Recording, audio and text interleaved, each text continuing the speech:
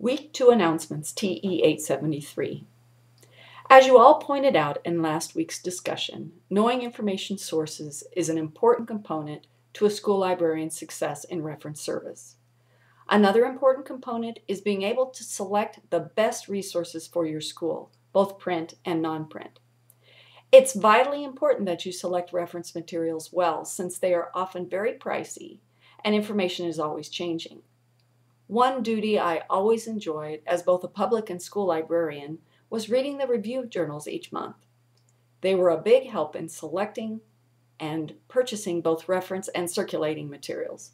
The fun comes in ordering and then unpacking those boxes of new materials and putting them on the shelf, or making the links on the web pages to electronic sources. Then the real satisfaction comes when students use them. Now, it reminds me a little bit of buying shoes. A few years ago, my daughters got married. Not all at the same time, but about a year apart. And I had to find just the right shoes to go with my outfit. Now, I have very narrow feet, so I hit all the shoe stores and couldn't find what I wanted. So I went to my trusted website, Zappos.com. And this is not a commercial for Zappos, but I do love them very much because the shipping is free and it's overnight. Well, anyway, you get the idea. So I looked on the website and I looked for the best shoes. I found a pair of purple shoes that seemed like that they would fit. They came in the right size anyway, and they looked like they were the right color. So I ordered them, and then about 11 other pairs, because you just never know. So they all came, and then I opened the boxes, looked through all of them, and finally came up with one that looked like it would work with my dress. I pulled it out. What a gorgeous pair of shoes. Well, but would they fit?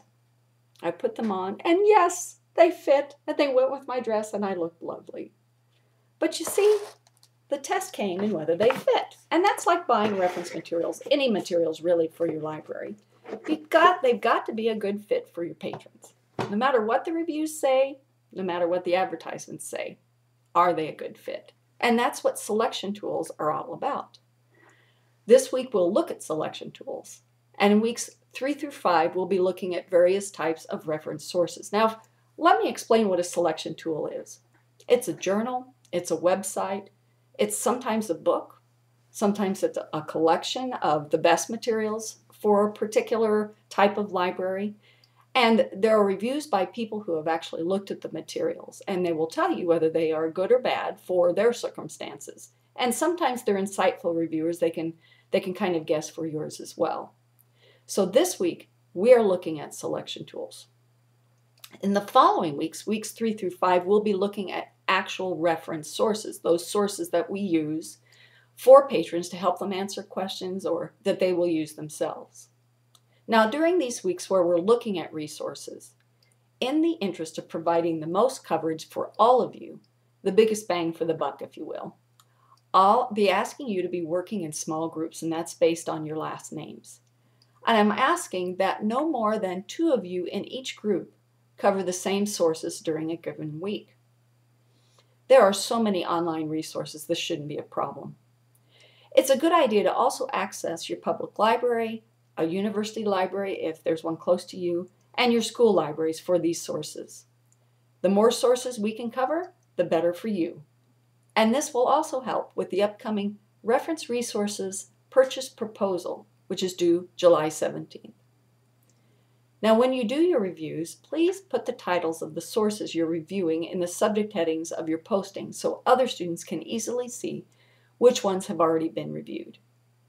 Now, speaking of good review sources, there are some exciting sources that are now available to all of you through the Calvin T. Ryan, which is the UNK Library, databases.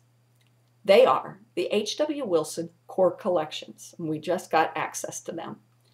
The links are listed in the written announcements. They are for the Children's Core Collection, the Graphic Novels Core Collection, the Middle and Junior High Core Collection, Non-Book Materials Core Collection, and the Senior High Core Collection. What this means is these are the resources that a committee, a well-versed expert committee, has decided are the core materials that every library should have. Now, of course, remember that fitting those shoes, That doesn't always pertain to every library, but this is what is considered the core collection in each of those areas. And it's very exciting that they're available electronically. Now, there's a step-by-step guide to accessing these core collections, these electronic core collections, and that step-by-step guide is posted above the announcements. I would like each of these collections reviewed by at least one person in each group this week.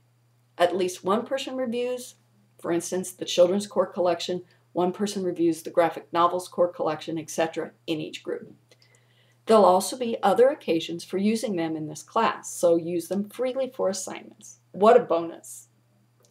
Also, I wanted to make mention of my method of interaction during these weeks of looking at specific resources. That's weeks 2 through 5. Those of you who've had a class from me before know I make comments on every original posting you make. For the discussion on resources for weeks 2 through 5, however, I will not comment on every posting, but will let the members of your group do most of the discussion. Be assured, I will be reading every posting, and I will also give you a comment when I have something to say. I'll also give you feedback if your posting is incomplete, that is, if you post by Thursday midnight. And I will acknowledge that I've read your posting so that you know you've completed it satisfactorily. After week 5, all of the discussion boards will get back to my normal way of doing things. Okay, now for Module 2. I know you've seen them, the hunters, the browsers, the take the first resource I seers. For your second module this week, you'll read about information-seeking behavior, which has quite a large body of research. Think about your students and yourself as you read through these theories this week. Knowing about the ways we seek information can help as we assist others. Also, there's a game this week. It's optional, but it should be fun and there are prizes involved. The directions are under week 2. Have a wonderful week.